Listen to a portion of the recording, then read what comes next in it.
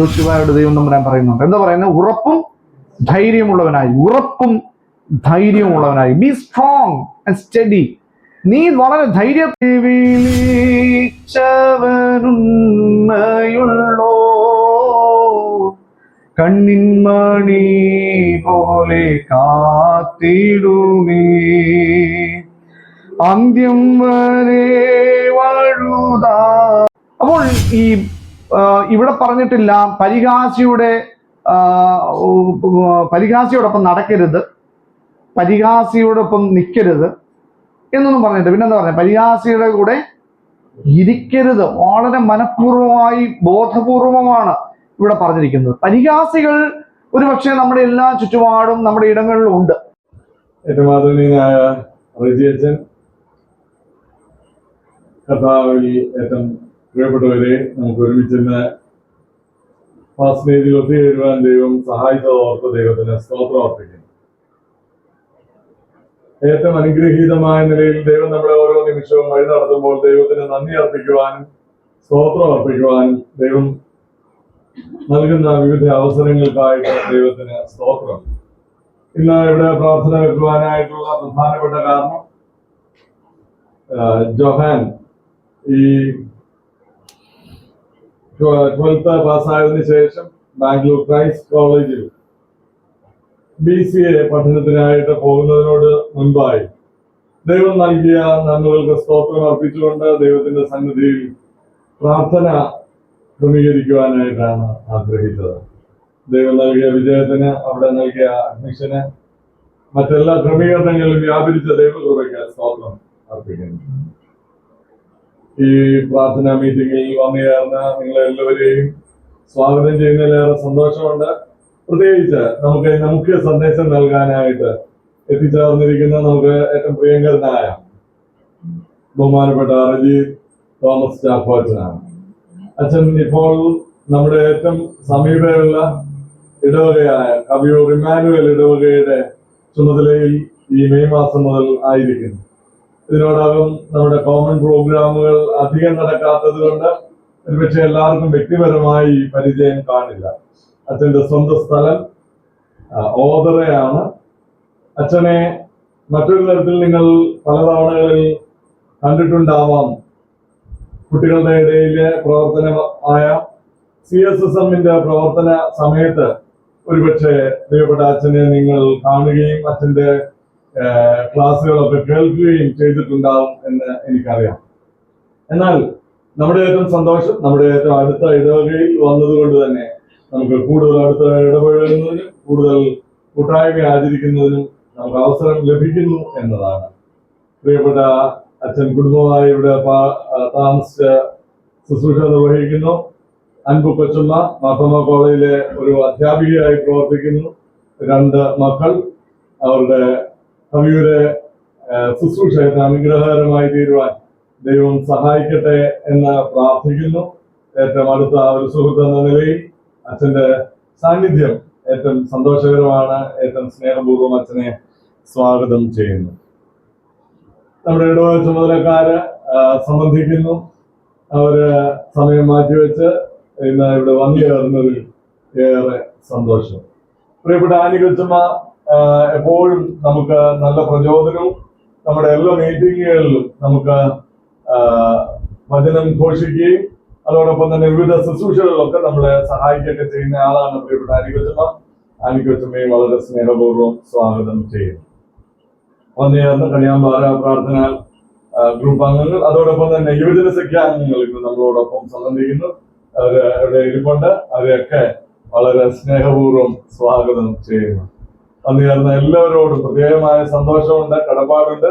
തുടർന്ന് നിങ്ങൾ പ്രാർത്ഥനയിൽ ഓർക്കണമേ എന്ന് അഭ്യർത്ഥിച്ചുകൊണ്ട് ഇപ്പോൾ ഒരു പാട്ടിന്റെ 2 സ്റ്റാൻസ പാടിയതിനു ശേഷം പ്രിയപ്പെട്ട അച്ഛൻ നമ്മളോട് ദൈവവചനത്തിൽ നിന്ന് സംസാരിക്കുന്നതാണ്. ദൈവം നമ്മെ അനുഗ്രഹിക്കും. പ്രിയക ദൈവത്തിന്റെ അതിപരിശുദ്ധ നാമം വാഴ്ത്തപ്പെടുമാറാകട്ടെ. ഏറെ സ്നേഹവും ബഹുമാനമുള്ള റീസിറിയൻ അച്ഛൻ, പ്രിയപ്പെട്ട കൊച്ചമ്മമാർ, പ്രിയപ്പെട്ട വിശ്വാസ സമൂഹമേ, ക്രിസ്തയേശുള്ള സ്നേഹവന്ദനം അറിയിക്കട്ടെ. ഈ കവിയൂർ പ്രദേശത്ത് കഴിഞ്ഞ ഒരു മാസമായി കുടുംബമായി വന്ന പാർട്ട് ശുശ്രൂഷ ചെയ്യുവാൻ തക്കവണ്ണം വലിയവനായ ദൈവം അവസരം നൽകിയിരിക്കുന്നു. ദൈവത്തെ സ്തുതിക്കുന്നു. പ്രത്യേകിച്ച് പ്രിയപ്പെട്ട വർഗീസ് ചെറിയാനച്ഛൻ്റെ സ്നേഹത്തോടെയുള്ള ക്ഷണം, അത് ഞങ്ങൾക്ക് ഒരു വലിയ അനുഗ്രഹമാണ്, അതൊരു സന്തോഷമാണ്. അത്തരത്തിൽ ഈ വലിയ പള്ളിയിലെ ഒരു പ്രാർത്ഥനാ കൂട്ടത്തിൽ കടന്നു വരുവാൻ അവസരം ലഭിച്ചു. പ്രത്യേകിച്ച് പാഴ്സനേജിൽ ക്രമീകരിച്ചിരിക്കുന്ന ഈ പ്രാർത്ഥനയിൽ സംബന്ധിപ്പാൻ ഇടയായതോർത്ത് ഞാൻ ദൈവത്തെ സ്തുതിക്കുന്നു. പ്രിയപ്പെട്ട അച്ഛൻ്റെ ഏറെ ശക്തമായ നേതൃത്വം ഈ ഇടവയ്ക്ക് അനുഗ്രഹമായി തീരുന്നല്ലോ. കഴിഞ്ഞ കാലങ്ങളിൽ ഭദ്രാസനത്തിൽ അച്ഛൻ്റെ നേതൃത്വം എനിക്കും അനുഭവപ്പാനായിട്ട് ഇടയായി. അത്തരത്തിൽ അനുഗ്രഹിക്കപ്പെട്ട ശുശ്രൂഷ പ്രിയപ്പെട്ട അച്ഛനും കുടുംബവും ഇവിടെ നിർവഹിക്കുന്നതോർത്ത് ഞാൻ ദൈവത്തെ സ്തുതിക്കുകയാണ്. ഞാൻ അച്ഛൻ്റെ സ്വദേശത്താണ് കഴിഞ്ഞ 4 വർഷം ശുശ്രൂഷ ചെയ്തിരുന്നത്, തലവടിയിൽ. എന്നാൽ അച്ഛൻ്റെ മദർ പാരീഷിലല്ല, അതിനോട് ചേർന്നുള്ള പാരീഷ് സെൻറ് ജോൺസ് എന്ന് പറയുന്ന പള്ളിയിലാണ് ശുശ്രൂഷ ചെയ്തത്. അച്ഛൻ്റെ പിതാവ് അവിടെ മുൻവികാരിയായി സേവനമനുഷ്ഠിച്ചിട്ടുണ്ട്. ആ കാലത്താണ് അച്ഛന് എൻ്റെ മനസ്സിലാക്കൽ അച്ഛൻ്റെ പട്ടംകൊട ശുശ്രൂഷ പട്ടത്വത്ത് കല്യാണം അച്ഛൻ കല്യാണം കഴിക്കുന്നതൊക്കെ ആ സമയത്താണ്. അത്തരത്തിൽ അച്ഛനെ അടുത്തറിയാൻ, അച്ഛൻ്റെ കുടുംബത്തെ അടുത്തറിയാനൊക്കെ ഇടയായതോർത്ത് ദൈവത്തെ സ്തുതിക്കുകയാണ്.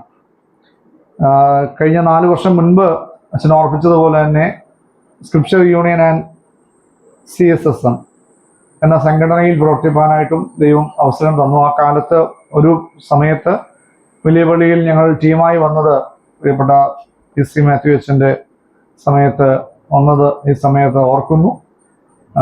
തീർച്ചയായും അനുഗ്രഹിക്കപ്പെട്ട ഒരു ദേവാലയവും ഇടവാങ്ങളും നിങ്ങൾ എന്നുള്ളത് അടുത്തറിയാനായിട്ട് കഴിഞ്ഞിട്ടുണ്ട്. അതിൽ ഞാൻ ദൈവത്തെ സ്തുതിക്കുകയും ചെയ്യുന്നു.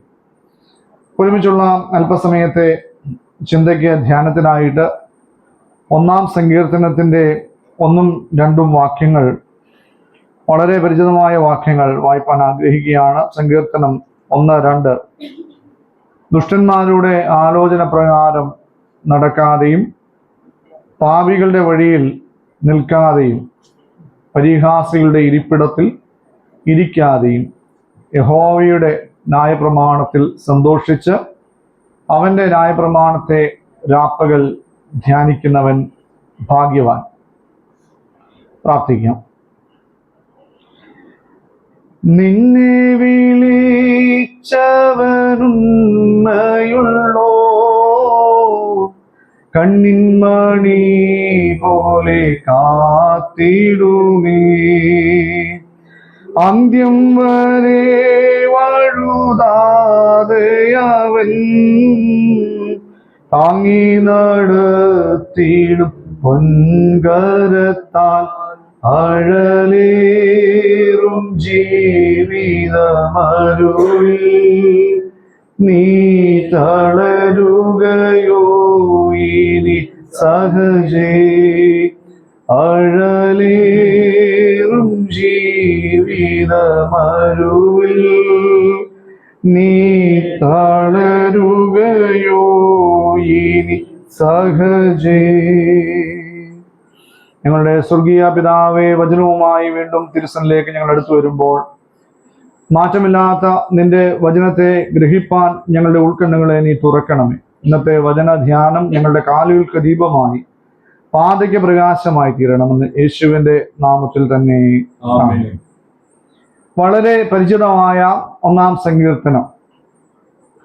150 സങ്കീർത്തനങ്ങളിൽ ഒന്നാമതായി ഈ സങ്കീർത്തനം നിലകൊള്ളുമ്പോൾ അതിൻ്റെതായ പ്രാധാന്യവും പ്രത്യേകതയും ഉണ്ട്. ഒരു പുസ്തകം നമ്മൾ വായനയ്ക്കായി എടുക്കുമ്പോൾ ആ പുസ്തകത്തിൻ്റെ തലക്കെട്ടും ആ പുസ്തകത്തിൻ്റെ രചയിതാവിനെയും ഒക്കെ നമ്മൾ മനസ്സിലാക്കും. അതിനുശേഷം ആ പുസ്തകത്തിൻ്റെ വായനയിലേക്ക് പ്രവേശിക്കുന്നതിന് മുന്നമേ അതിൻ്റെ ആമുഖ വാക്കുകൾ അല്ലെങ്കിൽ അതിൻ്റെ പ്രവേശിക നമ്മൾ വായിക്കാറുണ്ട്. ആ പുസ്തകത്തിൻ്റെ ഒരു ബ്രീഫിംഗ് അല്ലെങ്കിൽ അതിൻ്റെ ആകമാനമായിട്ടുള്ള ഉള്ളടക്കം എന്ത് എന്ന് ആമുഖ വാക്കുകളിൽ നമുക്ക് മനസ്സിലാക്കാൻ കഴിയും. 149 സങ്കീർത്തനങ്ങളിലേക്കുള്ള ഒരു പ്രവേശന കവാടമായി നിലകൊള്ളുന്ന 1-ാം സങ്കീർത്തനം. അല്ല എങ്കിൽ അതിനെ ആമുഖ സങ്കീർത്തനമെന്ന് നമുക്ക് വിളിക്കാൻ കഴിയുന്ന ഒരു സങ്കീർത്തനമാണ് 1-ാം സങ്കീർത്തനം. 1-ാം സങ്കീർത്തനത്തിൽ പ്രധാനമായും ഒരു ഭാഗ്യം സിദ്ധിപ്പാൻ എന്ത് ചെയ്യണം എന്ന് നമ്മെ ആഹ്വാനം ചെയ്യുകയാണ്. ഭാഗ്യവാനായി തീരുന്ന ഒരു അനുഭവം. ഞാൻ ഇതിനു മുൻപ് തലവടിയാണ് എന്ന് ഞാൻ പറഞ്ഞല്ലോ. അതൊരു ചെറിയ ജംഗ്ഷനിലാണ് ഞങ്ങളുടെ പാഴ്സനേജ് സ്ഥിതി ചെയ്യുന്നത്. ഈ പാഴ്സനേജിന്റെ മുൻപിൽ ഒരു സൈക്കിളിൽ ഒരു ചേട്ടൻ നിൽക്കും. അദ്ദേഹത്തിന്റെ പക്കൽ ലോട്ടറി ഉണ്ട്. അപ്പൊ ഞങ്ങളുടെ ഇടവക്കാരൊക്കെ പരിമിയൊക്കെ ആ സൈഡ് വന്ന് നിൽക്കുന്നത് കാണാം. അച്ഛൻ അവിടെ ഉണ്ടോ ഇല്ലയോ എന്നൊക്കെ അന്വേഷിച്ചതിന് ശേഷം അച്ഛനില്ലാത്ത സമയം നോക്കി അതിൽ നിന്നും 1-2 ഒക്കെ വാങ്ങുന്നത് ഞാൻ കണ്ടിട്ടുണ്ട്, അവർ കണ്ടിട്ടില്ലെങ്കിൽ. അവരുടെ ഉദ്ദേശം എങ്ങനെയെങ്കിലും ഭാഗ്യവാനായി തീരുക എന്നുള്ളതാണ്.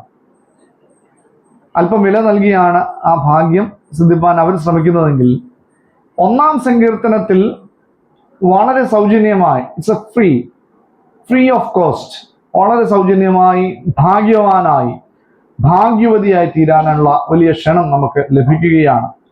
അവന് ന്യായപ്രമാണത്തിൽ രാപ്പകൽ സന്തോഷിച്ച് അവന്റെ ന്യായപ്രമാണത്തിൽ രാപ്പകൽ ധ്യാനിക്കുന്നവൻ ഭാഗ്യവാൻ. എന്നാൽ അതിൽ ചെറിയ ഒരു വ്യതിയാനം.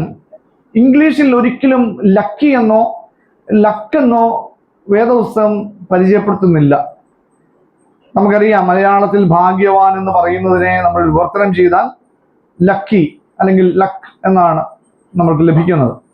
എന്നാൽ ഇംഗ്ലീഷ് വേദപുസ്തകത്തിൽ ഇതിന് ഉപരിയായി, ഇതിന് പകരമായി ബ്ലസ്സഡ് എന്നാണ് കൊടുത്തിരിക്കുന്ന വാക്ക്.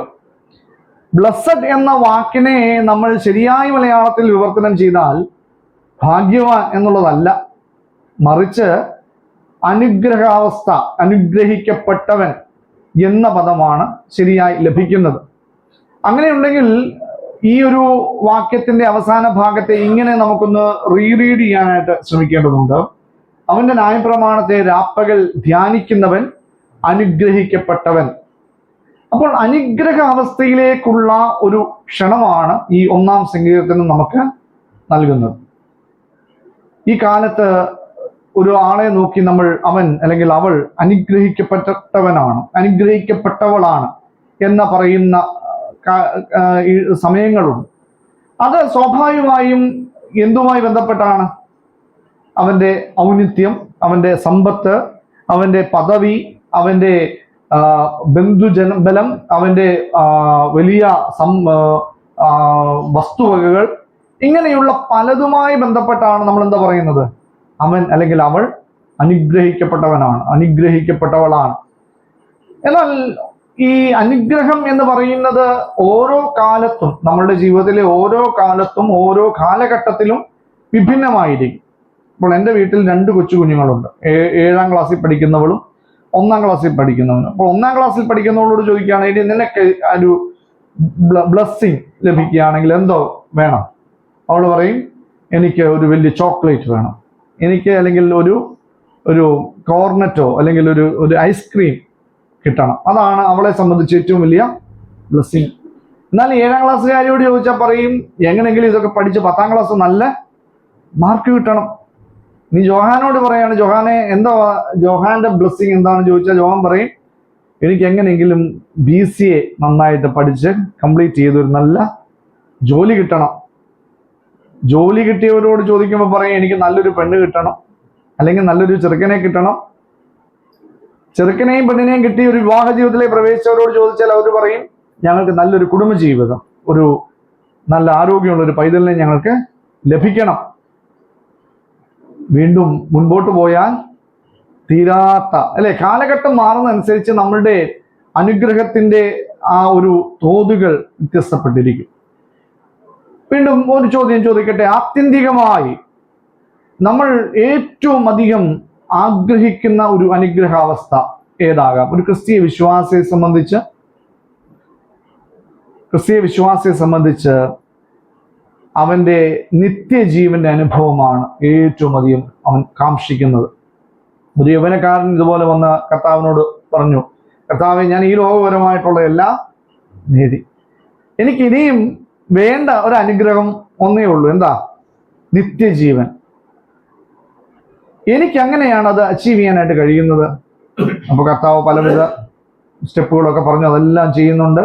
ലാസ്റ്റിൽ അവൻ ഒരു സ്റ്റെപ്പ് പറഞ്ഞു കൊടുക്കുകയാണ്, ഒരു കുറുക്ക് വഴി. വളരെ എളുപ്പമാണ്. എന്താ? നിനക്കുള്ളതെല്ലാം വിറ്റ് ദരിദ്രന്മാർക്ക് കൊടുക്കുക.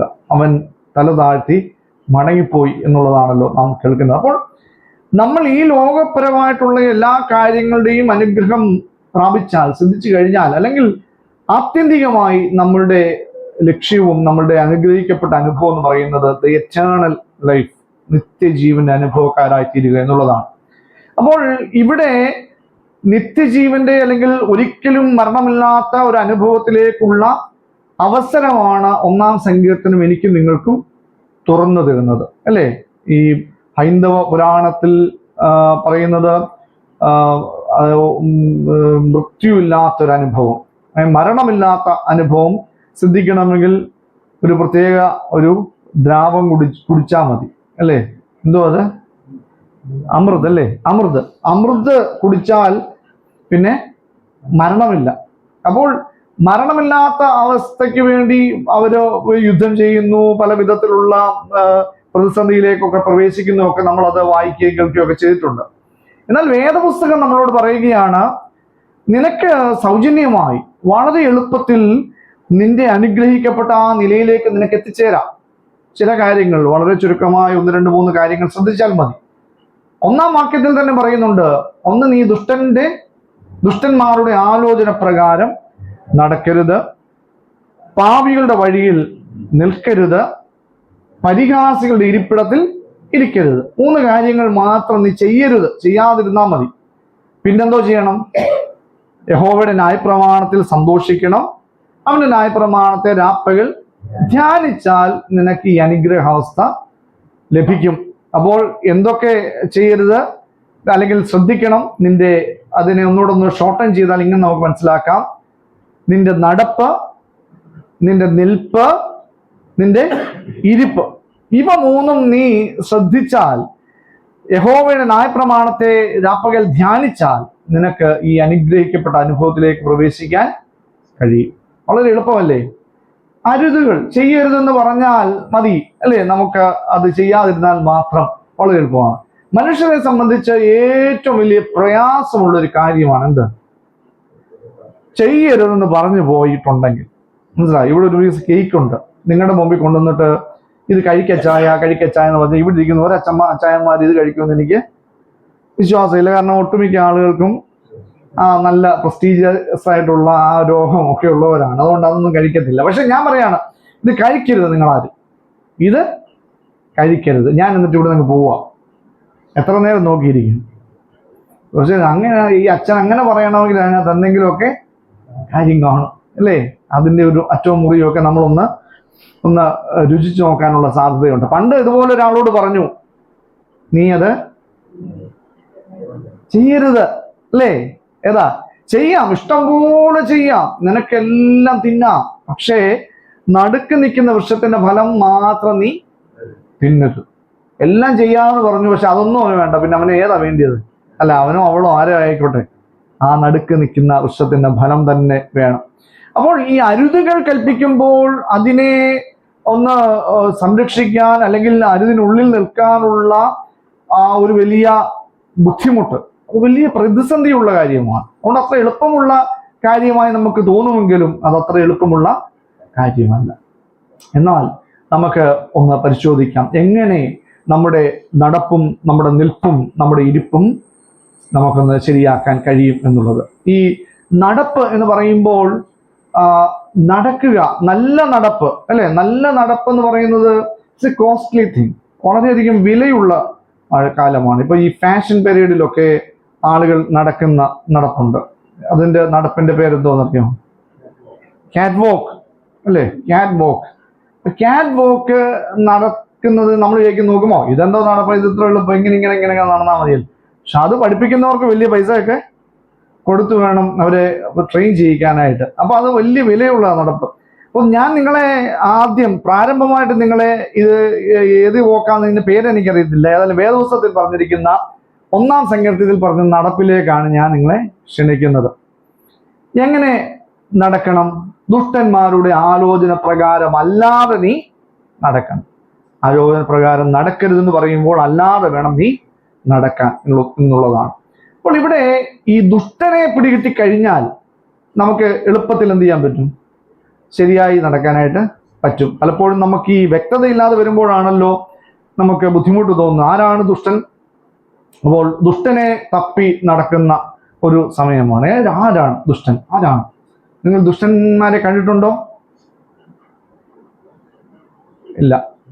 ഞാൻ ചിലയിടത്തൊക്കെ ഇത് പ്രസംഗിക്കുമ്പം ഇടത്തോട്ട് നോക്കും, ചിലർ വലത്തോട്ട് നോക്കി. ഏതായാലും ഇവിടെ ഇടത്തും വലത്തും ഒന്നും നോക്കാതെ എന്നെ മാത്രം നോക്കിയിരിക്കുന്നു. അപ്പം എനിക്ക് മനസ്സിലായി നിങ്ങൾ ശരിയായിട്ടുള്ള ദുഷ്ടനെ കണ്ടുപിടിച്ചു എന്നുള്ളത്. ഇനിയും നിങ്ങൾക്ക് ശരിയായ ദുഷ്ടനെ കണ്ടുപിടിക്കാൻ നിങ്ങൾ രാവിലെ എഴുന്നേക്കത്തില്ലേ? അതിരാവിലെ എഴുന്നേക്കണം. ഒരു 5:30 ആകുമ്പോൾ എഴുന്നേറ്റ് നിങ്ങൾ നല്ല പ്രാഥമിക കർമ്മങ്ങളൊക്കെ നടത്തി നിങ്ങൾ കണ്ണാടിയുടെ മുമ്പിൽ പോയി നിൽക്കണം. നിൽക്കുമ്പോൾ നിങ്ങൾ ആരെ കണ്ടുപിടിക്കും? അപ്പം ആ ആളെ കണ്ടുപിടിക്കും. ഈ ദുഷ്ടത എന്ന് പറയുമ്പോൾ നമ്മുടെ മുമ്പിലേക്ക് എത്തുന്ന ചില സോ കോൾ തിങ്സ് ഉണ്ട് അല്ലേ? അതായത് ഒന്നുകിൽ കൊലപാതകം ചെയ്യുന്നവർ, അല്ലെങ്കിൽ വ്യഭിചാരം ചെയ്യുന്നവർ, അല്ലെങ്കിൽ മോഷണം ചെയ്യുന്നവർ, മറ്റുള്ളവനെ ഉപദ്രവിക്കുന്നവർ, ഇങ്ങനെയുള്ള ഒരു പറ്റം ഇടപാടുകൾ നടത്തുന്നവരാണ് ദുഷ്ടർ. അപ്പോൾ ആ തരത്തിലുള്ള ദുഷ്ടതയെ കുറിച്ചാണോ വേദപുസ്തകം പരിചയപ്പെടുത്തുന്നത് എന്നുള്ളത് ഒന്ന് പരിശോധിക്കണം. ഇവിടെ ഈ ദുഷ്ടൻ എന്ന മലയാള പദത്തിന് ഹീബ്രുവിൽ റാഷ എന്നാണ് ഹീബ്രു ടേം. റാഷ എന്ന് പറയുന്ന ആ പദത്തിന്റെ എക്സാക്ട് മീനിങ് എന്ന് പറയുന്നത് അൺസ്റ്റേബിൾ എന്നുള്ളതാണ്. അൺസ്റ്റേബിൾ അല്ലെങ്കിൽ means to be loose or unstable. ഒരു ഉറപ്പില്ലാത്തൊരു അനുഭവം, ഒരു ഉറപ്പ് ഇല്ലാത്തൊരു അനുഭവം. ഉറപ്പില്ലാത്ത അനുഭവങ്ങൾ ഉണ്ടാകുന്നത് എപ്പോഴാണ്? ചഞ്ചലചിത്തരാകുമ്പോഴാണ് സാധാരണഗതിയിൽ, അല്ലേ? നമുക്ക് വളരെയധികം ആകസ്മികമായി വലിയ വലിയ പ്രതിസന്ധികൾ നമ്മുടെ ജീവിതത്തിലേക്ക് ആഞ്ഞടിക്കുമ്പോൾ, നമ്മൾ അതിൽ പതറുമ്പോൾ, അല്ലേ? പതറി തീരുമ്പോൾ, വലിയ പതർച്ചയിലേക്ക് എത്തിക്കഴിയുമ്പോൾ പിന്നെ നമുക്ക് ഒരു തരത്തിലുമുള്ള ഒരു സ്റ്റെബിലിറ്റി ലഭിക്കത്തില്ല. ഞാൻ ഇന്ന് ഓർക്കുന്നത്, ഞാൻ ഡിഗ്രിക്ക് പഠിക്കുമ്പോഴാണ് എനിക്ക് ബൈക്ക് മേടിച്ചു തന്നത് എൻ്റെ അപ്പൻ. അപ്പം അത് ഒത്തിരി കരഞ്ഞും സങ്കടപ്പെട്ടും ഒക്കെ ആണ് ബൈക്ക് മേടിച്ചത്. അപ്പോൾ ഈ ബൈക്ക് അന്ന് TVS വിക്ടർ എന്ന് പറഞ്ഞൊരു ബൈക്കുണ്ട്, അതിലാണ് പോകുന്നത്. അപ്പം അതിൽ ഞങ്ങൾ ബൈക്കിൻ്റെ ഞാനും കൂട്ടുകാരനും ഒക്കെ പോകും. അപ്പം അതിൻ്റെ ടയറിൻ്റെ പ്രശ്നം കൊണ്ട് ഈ ഭയങ്കരമായിട്ട് ഇതങ്ങ് സ്കിഡാകുന്ന ഒരു പ്രശ്നം അതിനകത്തുണ്ട്. ഒരു ചെറിയ ഒരു ഷാലോ വാട്ടറിൻ്റെ അകത്തോടെ പോയി കഴിഞ്ഞാൽ പെട്ടെന്ന് ഇതങ്ങ് സ്കിഡാവും. അങ്ങനെ മിടുക്കന്മാരായിട്ട് പോയി ഒന്ന് വീണു. അതിൻ്റെ ഫ്രണ്ടൊക്കെ പോയി അതൊക്കെ ശരിയാക്കി ഒരാഴ്ച കഴിഞ്ഞ് വീണ്ടും അടുത്തതും വീണു. 2 വീണ് കഴിഞ്ഞപ്പോഴത്തേക്കും ഉള്ളിലൊരു ആശങ്ക, 3ാമതും വീണു. പിന്നെ ഈ ബൈക്കേൽ അങ്ങോട്ട് തൊടാനും കയറാനും ഭയങ്കര ഭയമാണ്. ഇത് ഓരോ ഇതും പോകുമ്പോഴും, ഓരോ ഇടത്തിലൂടെ പോകുമ്പോഴും ഇപ്പൊ വീഴുമോ എന്നുള്ള ഭയത്തോടെയാണ് ഇത് ഓടിക്കുന്നത്. ഞാൻ എൻ്റെ ജീവിതത്തിലെ ചെറിയൊരു അനുഭവം പറഞ്ഞത്. നിങ്ങളുടെ ജീവിതത്തിൽ ബൈക്ക് ഓടിയിട്ടല്ലായിരിക്കും, നിങ്ങളുടെ ജീവിതത്തിൽ മറ്റെന്തെങ്കിലും തരത്തിലുള്ള പ്രയാസമാകാം, പ്രതിസന്ധിയാകാം. ഏതെങ്കിലും തരത്തിലുള്ള പ്രയാസം ഇങ്ങനെ അടിക്കടി ഉണ്ടാകുമ്പോൾ നമ്മളൊക്കെ എന്തായി പോകും? പതറിപ്പോകും, അൺസ്റ്റേബിൾ ആയി പോകും. അപ്പോൾ വേദപുസ്തകം ഇവിടെ 1-ാം സങ്കീർത്തനത്തിൽ പ്രാരംഭമായി പരിചയപ്പെടുത്തുന്ന ഈ ഒരു ദുഷ്ടത എന്ന് പറയുന്നത് അൺസ്റ്റെബിലിറ്റിയാണ്. എന്തുകൊണ്ട് ഞാൻ നിങ്ങളും അൺസ്റ്റേബിൾ ആകുന്നു? ഈ പഴയ നിയമത്തിൽ മോശെ ഇസ്രായേൽ മക്കളെ യോർദാൻ ഇക്കരെ വരെ എത്തിക്കുന്നുണ്ട്. അതിനുശേഷം മോശെ അങ്ങ് മരിച്ചു പോകും. അക്കരെ എത്തിക്കാനുള്ള വലിയ ഉത്തരവാദിത്തം, സെറ്റിൽമെന്റ്, ആ ഒരു വലിയ ഉത്തരവാദിത്തം കൊടുക്കുന്ന ആർക്കാ? യോശുവയ്ക്കാണ് കൊടുക്കുന്നത്. യോശുവയുടെ പുസ്തകം 1-ാം അധ്യായം നമ്മൾ വായിച്ചാൽ ആ 1-ാം അധ്യായത്തിൽ തന്നെ ദൈവം തമ്പുരാൻ ഈ യോശുവയോട് പറയുന്ന ഒരു പദമുണ്ട്. എന്തോ നിങ്ങൾ വായിച്ചിട്ടുണ്ടോ? ഉറപ്പും ധൈര്യമുള്ളവനായിരിക്കുക.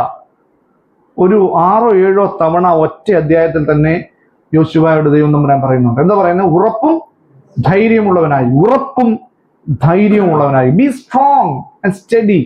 നീ വളരെ ധൈര്യത്തോടെ ഉറപ്പോടെ നിലകൊള്ളണം. പ്രിയമുള്ളവരെ, ജീവിതത്തിൽ പ്രതിസന്ധികളും പ്രശ്നങ്ങളും വരുമ്പോൾ ഞാനും നിങ്ങളും പതറിപ്പോകാതെ, അല്ലെങ്കിൽ സ്റ്റെബിലിറ്റി ഇല്ലാതെ നമ്മൾ നിലകൊള്ളുന്ന ഒരു അനുഭവം ഉണ്ടാകുന്നത് നമുക്കൊരു ഉറച്ച പ്രതലമില്ലാത്ത അനുഭവത്തിലാണ്. മനസ്സിലായോ? നമ്മൾ ഈ വലിയ ഉയരങ്ങളിൽ നിൽക്കുന്ന വലിയ തേക്ക് മരത്തിന് വലിയ വിലയുണ്ടെന്നാണ് കേട്ടിട്ടുള്ളത്. അതേസമയം ഞാൻ എൻ്റെ വീട് ഓതറയിൽ കുടി ഭാഗം എന്ന് പറയുന്ന ഭാഗമുണ്ട്. അത് പമ്പാ നദിയുടെ ഒക്കെ തീര ഭാഗത്ത് ഞങ്ങൾ കുടി ഭാഗം എന്ന് പറയും. ഞങ്ങൾക്ക് അവിടെ കുറച്ച് വസ്തുവൊക്കെ ഉണ്ട്. അപ്പൊ അവിടെയുള്ള തേക്കിനൊന്നും വലിയ വിലയൊന്നുമില്ല. ഈ വെള്ളവും ഒക്കെ വലിച്ചു കയറ്റി ഇങ്ങനെ നിൽക്കുന്നല്ലാതെ. എന്നാൽ ഈ മലയുടെ മുകളിൽ നിൽക്കുന്ന ഈ മരം ഒരു പ്രത്യേകതയുണ്ട്, വളരെ ശക്തമായി നിൽക്കുന്നത്. വലിയ കാറ്റും വലിയ പ്രതിസന്ധികളും ഒക്കെ ആടി ഉലഞ്ഞ് അതിന്റെ വേരൊക്കെ ശക്തമായി ഉള്ളിലേക്ക് പായിച്ച് വളരെ സ്ട്രോങ് ആയിട്ടാണ് നിൽക്കുന്നത്. അപ്പോൾ ഒരു നല്ല സ്റ്റേബിളായി നിൽക്കണമെങ്കിൽ ഈ വേരുകൾ ആഴത്തിലേക്ക് പോകണം. പ്രിയമുള്ളവരെ, ഞാനും നിങ്ങളും സ്റ്റേബിൾ ആകണമെങ്കിൽ നമ്മളുടെ വേരുകൾ ക്രിസ്തുവിലേക്ക് ആഴ്ന്നിറങ്ങണം. നമ്മുടെ ജീവിതത്തിൽ പ്രയാസങ്ങൾ, ഭാരങ്ങൾ അടിക്കടി ഉണ്ടാകുമ്പോൾ തകർന്നു പോകാതെ, പതറിപ്പോകാതിരിക്കണമെങ്കിൽ നമുക്കൊരു ഉറച്ച പ്രതലമുണ്ട്. ഏതാണ് ഉറച്ച പ്രതലം? കർത്താവായ ക്രിസ്തുവാകുന്ന ഉറച്ച പ്രതലം. ആ പ്രതലത്തിൽ ശരിയായി നിന്നെങ്കിൽ മാത്രമേ എൻ്റെ നടപ്പ് എങ്ങനെയാകത്തുള്ളൂ? ശരിയാകുകയുള്ളൂ. എപ്പോഴൊക്കെ എനിക്ക് ഒരു സ്റ്റെബിലിറ്റി ഇല്ലാതെ ഞാൻ സഞ്ചരിക്കുന്നു, അപ്പോഴൊക്കെ ദുഷ്ടന്റെ ആലോചന പ്രകാരമുള്ള നടപ്പാണ് ഞാനും നിങ്ങളും നടത്തുന്നത്. അതുകൊണ്ട് പ്രിയമുള്ളവരെ, B strong and B study. നമ്മൾ കർത്താവിലാണ് ആശ്രയിക്കുന്നത്, നമ്മൾ കർത്താവിലാണ് വിശ്വസിക്കുന്നത്. അതുകൊണ്ട് അങ്ങനെയുള്ളവർ ഒരു കാലത്തും ദുഷ്ടന്റെ ആലോചന പ്രകാരം നടക്കില്ല. 2, ഇവിടെ പറയുന്നു പാപികളുടെ വഴിയിൽ നിൽക്കരുത്. നടപ്പ് ശരിയായല്ലോ, ക്യാറ്റ് വോക്ക് നമ്മൾ പഠിച്ചു കഴിഞ്ഞു അല്ലേ? ഇനിയും അടുത്തത് നമ്മളുടെ നിൽപ്പാണ്. പാപിയുടെ വഴിയിൽ നിൽക്കരുതെന്ന് പറയുമ്പോൾ പാപി ആരാണ് അല്ലെ? പാപി എന്ന് പറയുമ്പോൾ ഇത് തന്നെയാണ്. നമ്മൾ എങ്ങോട്ട് നോക്കും? ഇടത്തും വലത്തും ഒക്കെ നോക്കും, മുമ്പിലും പിൻപിലും ഒക്കെ. നമ്മുടെ ഉള്ളിലേക്ക് നമ്മൾ ആരും പാപികളല്ലല്ലോ. We are a big chick അല്ലെ? We are okay, I am okay, you are not okay. അപ്പോൾ ഞാനാണ് ശരി എന്നുള്ള ചിന്തയിൽ ജീവിക്കുമ്പോൾ നമ്മുടെ ഉള്ളിലെ പാപ അനുഭവങ്ങൾ തിരിച്ചറിയാനുള്ള ഉത്തരവാദിത്വം നമുക്കുണ്ട്. ഞാൻ പറഞ്ഞല്ലോ, ഈ ദുഷ്ടത എന്ന് പറയുന്നതിനെ റാഷ എന്നാണെങ്കിൽ, പാപം എന്ന് പറയുന്നത്, പാപി എന്ന് പറയുന്നതിനെ ചാട്ട എന്നാണ് ഹീബ്രുവിൽ ആശയമുള്ളത്. ചാട്ട എന്ന് പറഞ്ഞാൽ അതിന്റെ അർത്ഥം മിസ് ദ മാർക്ക് എന്നുള്ളതാണ്. മിസ് ദ മാർക്ക് മലയാളത്തിൽ പറഞ്ഞാൽ ഉന്നം തെറ്റുക. ഉന്നം തെറ്റിയ അവസ്ഥയിൽ ആരൊക്കെ ഉണ്ടോ അവരൊക്കെ ഏതനുഭവത്തിലാണ്? പാപത്തിന്റെ അനുഭവത്തിലാണ്. നമുക്കറിയാം, നമ്മുടെ ഇത് റോഡ് സൈഡിലൊക്കെ ആകുമ്പോൾ, റോഡ് സൈഡിലുള്ള വീടുകളിലൊക്കെ ചിലർ വരും. ചിലർ വന്നിട്ട് പറയും, എൻ്റെ കാലിന് ഓപ്പറേഷൻ കഴിഞ്ഞതാണ്, അല്ലെങ്കിൽ എൻ്റെ മോനെ പഠിപ്പിക്കാനുണ്ട്, അല്പം പണം തന്ന് സഹായിക്കണം. അപ്പം നമുക്ക് കഷ്ടം തോന്നി നമ്മൾ പണമൊക്കെ കൊടുക്കും. ഇവൻ്റെ പുറകെ പോയാൽ ഇവൻ ആദ്യം അടിച്ചു വിട്ട് എങ്ങോട്ടാണ് പോകുന്നത്? ഇങ്ങോട്ടാണ്. നിങ്ങൾക്ക് മനസ്സിലായി അല്ലേ? അവരെ കാണുമ്പോഴേ നമുക്കറിയാം അവരുടെ വേഷം എങ്ങനെയുള്ള വേഷമാണ്. മുഷിഞ്ഞ വേഷമായിരിക്കും. മുഷിഞ്ഞ വേഷം. ഈ ബട്ടൺ ചിലപ്പം നിരതെറ്റിയതായിരിക്കാം. മനസ്സിലായോ? ഷെയ്വ് ചെയ്യാതെ, മുടി ചീകി ഒതുക്കാതെ. പക്ഷെ നമ്മുടെ മുമ്പിൽ വരുമ്പോൾ വളരെ മുണ്ടൊക്കെ അഴിച്ചിട്ട്, ആ മുണ്ട് കണ്ടു കഴിഞ്ഞാൽ വെള്ളം കണ്ടിട്ട് കുറെ കാലമായി, പക്ഷെ വളരെ ഭവ്യതയോടെയാണ് നിൽക്കുന്നത്. എങ്ങനെങ്കിലും ഇവിടുന്ന് ഒരു 10-20 രൂപ കിട്ടിയിട്ട് വേണം ഓടാൻ. അപ്പോൾ ഇത് അലക്ഷ്യമായ ജീവിതമാണ്. ഒരു ലക്ഷ്യവുമില്ലാത്ത അല്ലെ, ലക്ഷ്യം തെറ്റിയ അനുഭവത്തിൽ ജീവിക്കുന്നവർ ഇന്ന് നമ്മുടെ മധ്യത്തിലുണ്ട്. പ്രിയമുള്ളവരെ, ക്രിസ്തീയ ജീവിതത്തിൽ ഞാനിപ്പോൾ ഈ അങ്ങനെയുള്ളവരെ പരിചയപ്പെടുത്തിയെങ്കിലും നമ്മുടെ മധ്യത്തിലും ഞാനും നിങ്ങളും ഒക്കെ ഇവിടെ ഇരിക്കുന്ന നമ്മളിലുമുണ്ട് ഇങ്ങനെയുള്ള അനുഭവം. എവിടെയാണ്? മിസ് ദ മാർക്ക്, ഉന്നം തെറ്റിയ അനുഭവം നമുക്കുണ്ട്. ദൈവം തമ്പുരാൻ എന്നെയും നിങ്ങളെയും ഒരു ലക്ഷ്യത്തിലേക്കാണ് അയച്ചിരിക്കുന്നത്. ക്രിസ്തുവാകുന്ന ലക്ഷ്യത്തിലേക്ക് സഞ്ചരിക്കാൻ നമ്മെ ഉത്തരവാദിത്തപ്പെടുത്തിയിരിക്കുന്നവരാണ്. അതുകൊണ്ടാണ് കർത്താവ് പറഞ്ഞിരിക്കുന്നത്, ഞാൻ തന്നെ വഴിയും സത്യവും ജീവനുമാകുന്നു, ഞാൻ വാതിലാകുന്നു. ഈ വാതിലൂടെ കടന്ന് ഈ വഴിയിലൂടെ നിങ്ങൾ സഞ്ചരിച്ചങ്ങ് വന്നാൽ മതി. വന്നാൽ നിങ്ങൾക്ക് ഈ ലക്ഷ്യത്തിലെത്താനായിട്ട് കഴിയും. നമ്മൾ ഈ ഒരു പാതയിൽ ഇങ്ങനെ സഞ്ചരിച്ച് അങ്ങോട്ട് പോകുമ്പോൾ ചിലപ്പം റൈറ്റ് സൈഡിലേക്ക് നോക്കുമ്പോൾ അവിടെ കുറച്ചുകൂടെ വിശാലമാണ്. ലെഫ്റ്റ് സൈഡിലേക്ക് നോക്കുമ്പോൾ ഒത്തിരി ഭംഗിയാണ്, നല്ല പൂക്കളും ഫലങ്ങളും ഉണ്ടാകാം. അപ്പുറത്തേക്ക് നോക്കുമ്പോൾ നല്ല സുഗന്ധപൂരിതമാകാം. നമുക്ക് തോന്നാം, ഈ ഇടുങ്ങിയ ഈ ഒരു വഴിയെ സഞ്ചരിക്കാതെ ആ വിശാലമായ വഴിയെ ഒന്ന് സഞ്ചരിച്ചാൽ കുറച്ചുകൂടെ നല്ലതാണല്ലോ. ഒരൊറ്റ ചാട്ടം ചാടിയാൽ മതി, നമ്മുടെ ആ യാത്രയുടെ ലക്ഷ്യസ്ഥാനം നമുക്ക് നഷ്ടപ്പെടും. ഞാനും നിങ്ങളും ലക്ഷ്യം തെറ്റിയവരായി മാറും. ഈ ഓട്ട മത്സരങ്ങൾ നിങ്ങൾ കണ്ടിട്ടുണ്ടാകാം. അല്ലേ? ഏറ്റവും ഫേമസ് ആയിട്ടുള്ള അത്ലറ്റ് എന്ന് പറയുന്നത് ഉസൈൻ ബോൾട്ട് അല്ലേ? സ്പ്രിന്റ് ഇനങ്ങൾ 100 മീറ്റേഴ്സ് റേസിലൊക്കെ നമ്മൾ കാണും. അപ്പൊ അത് TV കാണുമ്പം ആദ്യം അവര് ഈ സ്റ്റാർട്ടിങ്ങിന്റെ അവിടെ നിൽക്കുമ്പോൾ 1 2 3 4 5 6 7 8 എന്ന് പറഞ്ഞുകൊണ്ട് ഇങ്ങനെ നിരയിൽ ഇങ്ങനെ ക്യാമറയിൽ നമുക്ക് കാണാം. അപ്പൊ എന്താണ് 1 2 3 4 ഒന്നെന്ന് കാണിച്ചോ അവനാണോ ഫസ്റ്റ് അടിക്കുന്നത്? അല്ല, അത് ട്രാക്കാണ് അല്ലേ? 1ാം track, 2ാം track, 3ാം track, 4ാം track, 5ാം track. അപ്പം ഉസൈൻ ബോൾട്ട് 4ാം ട്രാക്കിലാണെങ്കിൽ ഉസൈൻ ബോൾട്ടിന്റെ ഓട്ടത്തിന്റെ ഒരു പ്രത്യേകതയുണ്ട്. സ്റ്റാർട്ടിങ് വളരെ പതുക്കെയാണ്, മറ്റുള്ളവരെല്ലാം മുമ്പിലായിരിക്കും. എന്നാൽ ഒരു 40 മീറ്റർ കഴിയുമ്പോഴത്തേക്കും ഇവന് കുതിര പായുന്ന പോലെ 50 മീറ്റർ കഴിയുമ്പോഴത്തേക്കും ഉസൈൻ ബോൾട്ട് മുമ്പിലെത്തും. 60 70 ആയി കഴിഞ്ഞ് കഴിഞ്ഞാൽ വലിയ ബഹുദൂരമായിരിക്കും. കൂടെ ഉള്ളവരൊക്കെ ഒത്തിരി അങ്ങ് പുറകിലായിരിക്കാം. അപ്പം അവൻ അത്രയും ദൂരം ആകുമ്പോൾ വിചാരിക്കുകയാണ് ഞാൻ 5th ട്രാക്കാണ്, പക്ഷേ 6th ട്രാക്ക് ആകുമ്പോൾ രസമുണ്ട്, നല്ല രസമാണ്. ഒന്ന് ചാടി 6th പോയി കഴിഞ്ഞ് കഴിഞ്ഞാൽ നേരെ അങ്ങ് ഫസ്റ്റ് അടിച്ചങ്ങ് ചെന്ന് കഴിഞ്ഞാൽ അവന് മെഡൽ കിട്ടുമോ? ഇല്ല. എത്ര വലിയ ഓട്ടക്കാരനാണെന്ന് പറഞ്ഞാലും, ബഹുദൂരം തന്നോടൊപ്പം ഓടിയവരുടെ മുമ്പിലാണെന്ന് പറഞ്ഞാലും, തനിക്ക് ലഭിച്ചിരിക്കുന്ന ഈ ട്രാക്കിൽ നിന്നും ഒന്ന് വ്യതിചലിച്ചാൽ അങ്ങോട്ടൊന്നും ചാടണ്ട, ഈ കാലറിയാതെ അതോടൊന്ന് ചവിട്ടിയാൽ മതി, എന്തു പറ്റും? അവന്റെ സ്ഥാനം നഷ്ടപ്പെടും. അതുകൊണ്ട് ഇതുപോലെയാണ് നമുക്ക് തന്നിരിക്കുന്ന ഈ യാത്രയിൽ, ലഭിച്ചിരിക്കുന്ന ഈ പാതയിൽ ചരിപ്പാനുള്ള വലിയ ഉത്തരവാദിത്വം എനിക്ക് നിങ്ങൾക്കുമുണ്ട്. എപ്പോൾ ഞാൻ ഈ യാത്രയിൽ എൻ്റെ ഈ പാതയിൽ നിന്ന് ഞാൻ വ്യതിചലിക്കുന്നുവോ അപ്പോൾ എൻ്റെ ലക്ഷ്യസ്ഥാനത്തിൽ നിന്നും നഷ്ടപ്പെടും, മിസ് ദ മാർക്കായി മാറും. ഇങ്ങനെയുള്ള യാത്ര നടത്തുന്ന ആരൊക്കെയോ അവരൊക്കെയാണ് ആര്? പാപികൾ. അതുകൊണ്ട് ഈ ദുഷ്ടനും പാപ അനുഭവങ്ങളും ഒക്കെ നമ്മുടെ ജീവിതത്തിലുമുണ്ട് അല്ലേ? എനിക്ക് അൺസ്റ്റെബിലിറ്റി ഉണ്ടാകാം ജീവിതത്തിൽ, ഞാൻ ചിലപ്പോൾ ലക്ഷ്യം തെറ്റി അനുഭവങ്ങളിൽ യാത്ര ചെയ്യുന്നുണ്ടാകാം. ഇങ്ങനെയൊക്കെ യാത്ര ചെയ്യുമ്പോൾ ദുഷ്ടൻ എൻ്റെ ഇടത്തും വലത്തുമല്ല, എൻ്റെ ഉള്ളിലാണ്.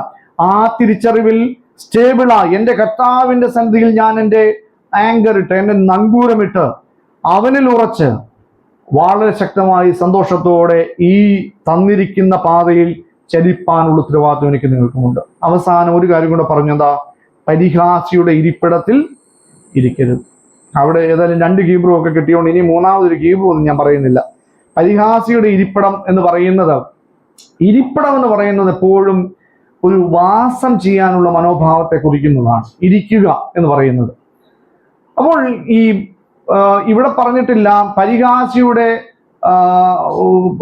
പരിഹാസിയോടൊപ്പം നടക്കരുത്, പരിഹാസിയോടൊപ്പം നിൽക്കരുത് എന്നൊന്നും പറഞ്ഞിട്ട്. പിന്നെന്താ പറഞ്ഞത്? പരിഹാസിയുടെ കൂടെ ഇരിക്കരുത്. വളരെ മനഃപൂർവ്വമായി, ബോധപൂർവമാണ് ഇവിടെ പറഞ്ഞിരിക്കുന്നത്. പരിഹാസികൾ ഒരുപക്ഷെ നമ്മുടെ എല്ലാ ചുറ്റുപാടും, നമ്മുടെ ഇടങ്ങളിലും ഉണ്ട് അല്ലേ? 3 പേർ കൂടി ഇരിക്കുമ്പോൾ ചിലപ്പോൾ മറ്റുള്ളവരെ പറ്റി എന്ത് ചെയ്യും? പരിഹസിക്കാനുള്ള സാധ്യതയുണ്ട്. നമ്മൾ അങ്ങോട്ട് ചെല്ലുമ്പോഴായിരിക്കാം അവർ പരിഹസിച്ചുകൊണ്ടിരിക്കുന്നത്. ഒരുപക്ഷെ നമ്മളത് കേട്ടെന്ന് വന്നേക്കാം അല്ലേ? നമ്മുടെ കൂടെ നിൽക്കുന്നവർ ചിലപ്പോൾ മറ്റുള്ളവരെ പരിഹസിച്ചെന്ന് വന്നേക്കാം. നമുക്ക് എന്ത് ചെയ്യാൻ കഴിയും? പക്ഷേ നമ്മൾ പറയുകയാണ്, ഇത് കേട്ടിട്ട് നമ്മൾ പറയണ, നീ പറയുന്നത് വടക്കേലെ അവറാച്ചനെ പറ്റിയാണോ? നിനക്ക് ഇത്രേ അറിയത്തുള്ളൂ, എൻ്റെ കയ്യിൽ വേറെ കാര്യമുണ്ട്. അപ്പോൾ മറ്റുള്ളവർ നിന്റെ കയ്യിൽ അതെന്തുവാ? ഒരു കാര്യം ഇരിക്കും, ഞാൻ പറഞ്ഞു തരാം. എല്ലാവരും കൂടെ ഇരുന്ന് ഈ കാര്യങ്ങളൊക്കെ ഒന്ന് പറയുമ്പോഴാണ് അവിടെ വാസമാകുന്നത്. ഒരുപക്ഷെ എൻ്റെ യാത്രയിലും എൻ്റെ നിൽപ്പിലുമൊക്കെ ഇത് കേൾക്കുമ്പോൾ ഒരു ചെവിയിൽ കൂടെ കേട്ടതാ മറ്റു ചെവിയിലൂടെ കളയുമ്പോൾ കുഴപ്പമില്ല. എന്നാൽ അവരൊപ്പം നിലകൊണ്ട് ഈ പരിഹാസത്തിൽ ഞാനും അംഗമായി തീരുമ്പോൾ എൻ്റെ ജീവിതത്തിൽ എനിക്ക് പലതും നഷ്ടമാകും. ദൈവം തമ്പുരാൻ നൽകിയിരിക്കുന്ന അനുഗ്രഹാവസ്ഥ എന്നിൽ നിന്നും നഷ്ടപ്പെടും. അതുകൊണ്ട് പ്രിയമുള്ളവരെ, ഞാൻ അവസാനിപ്പിക്കുകയാണ്. നമ്മുടെ നടപ്പ്, നമ്മുടെ നിൽപ്പും, നമ്മുടെ ഇരിപ്പും അത് വളരെ ശ്രദ്ധയോടെ നമ്മൾ പാലിച്ചാൽ ഈ അനുഗ്രഹിക്കപ്പെട്ട അവസ്ഥയിലേക്ക് എനിക്കും നിങ്ങൾക്കും ചെന്നെത്താൻ കഴിയും. ദുഷ്ടൻ എന്ന് പറയുമ്പോൾ അൺസ്റ്റേബിൾ ആണ്. ജീവിതത്തിൽ കർത്താവിലുള്ള വിശ്വാസം നഷ്ടപ്പെട്ട് സ്റ്റെബിലിറ്റി ഇല്ലാതെ ജീവിച്ചാൽ ഞാനും ദുഷ്ടനെ പോലെയായിത്തീരും. എന്നെ ദൈവം തമ്പുരാൻ യാത്രയാക്കിയിരിക്കുന്ന ഒരു ലക്ഷ്യസ്ഥാനത്തേക്കാണ്. ആ യാത്രയിൽ നിന്നും വ്യതിചലിച്ച് മറ്റൊരു നിലയിൽ ഞാൻ യാത്ര ചെയ്താൽ ലക്ഷ്യം തെറ്റിയ അവസ്ഥയാണ്. പാപിയുടെ അനുഭവം എൻ്റെ ജീവിതത്തിൽ ഉണ്ടാകും. പരിഹാസിയോടൊപ്പം വാസം ചെയ്ത് പരിഹാസത്തിന്റെ അനുഭവക്കാരനായി തീർന്നാൽ എനിക്ക് ഈ അനുഗ്രഹാവസ്ഥയിൽ നിന്ന് നഷ്ടപ്പെടും. അതുകൊണ്ട് ശരിയായി നടക്കാനും ശരിയായി നിൽക്കാനും ശരിയായി ഇരിക്കാനും പഠിച്ചാൽ യഹോവയുടെ ന്യായപ്രമാണത്തിൽ എനിക്ക് നിങ്ങൾക്ക് സന്തോഷിക്കാൻ കഴിയും. അല്ലാത്ത ഒരാൾക്കും എന്ത് ചെയ്യാൻ പറ്റത്തില്ല. ഈ വേദപുസ്തകം വായിച്ചാൽ സന്തോഷം കിട്ടില്ല. ദുഷ്ടനോ പരിഹാസിക്കോ പാവിക്കോ ഈ വേദപുസ്തകം വായിച്ചാൽ സന്തോഷം കിട്ടില്ല. അവർ എപ്പോഴും ഇതെന്ത് സാധനമാണ്, ഇതുകൊണ്ട് എന്ത് കാര്യമാണ് എന്നുള്ള ചോദ്യം മാത്രമേ ഉന്നയിക്കുകയുള്ളൂ. അതുകൊണ്ട് പ്രിയമുള്ളവരെ, ഈ വേദപുസ്തകത്തിൽ സന്തോഷം കണ്ടെത്താൻ കഴിയണമെങ്കിൽ നമ്മുടെ നടപ്പും നമ്മുടെ നിൽപ്പും നമ്മുടെ ഇരിപ്പും ശ്രദ്ധയോടെ ആയിരിക്കണം. രാപ്പകൽ ഈ ന്യായപ്രമാണത്തെ വേദപുസ്തകത്തെ ധ്യാനിക്കുക. അപ്പോൾ തീർച്ചയായും അനുഗ്രഹിക്കപ്പെട്ട അനുഭവക്കാരായി എനിക്കും നിങ്ങൾക്കും തീരാൻ കഴിയും. അതുകൊണ്ട് അത്തരത്തിൽ ഈ വലിയ അനുഭവക്കാരായി നമ്മുടെ ശരിയായ നടപ്പും നിൽപ്പും ഇരിപ്പും പ്രാപിച്ച് വചനം മുറുകെ പിടിച്ച് കർത്താവിൽ ആശ്രയിച്ചുകൊണ്ട് ഈ അനുഗ്രഹിക്കപ്പെട്ട അവസ്ഥ സിദ്ധിപ്പാൻ വലിയവനായ ദൈവം എന്നെയും നിങ്ങളെയും ഒരുപോലെ സഹായിക്കട്ടെ എന്ന് പ്രാർത്ഥിച്ചുകൊണ്ട് ഞാൻ എൻ്റെ വാക്കുകൾ അവസാനിപ്പിക്കുന്നു. ദൈവം നമ്മെ അനുഗ്രഹിക്കും. നമ്മുടെ ജീവിതത്തെ എങ്ങനെ നയിക്കണമെന്ന് നമുക്ക് വചനത്തിലൂടെ വഴികാട്ടിയ പ്രിയപ്പെട്ട റിജിയച്ചനോടുള്ള നിസ്സീമമായ നന്ദിയും സ്നേഹവും കടപ്പാടും ഈ അവസരത്തിൽ അറിയിക്കുന്നു. ദൈവത്തിന്റെ കൃപയും അനുഗ്രഹങ്ങളും ആശീർവാദവും പ്രിയരെ നാം എല്ലാവരോടും നാം ഓർത്ത് പ്രാർത്ഥിച്ച എല്ലാ കാര്യങ്ങളോടും വിശേഷ പഠനത്തിനായി പോകുന്ന പ്രിയ ജോഹാനോടും എല്ലാ പ്രവർത്തനങ്ങളോടുകൂടെ ദൈവം അനുഗ്രഹിക്കാൻ ശ്രദ്ധിക്കുകയും ചെയ്യുമാറാകട്ടെ.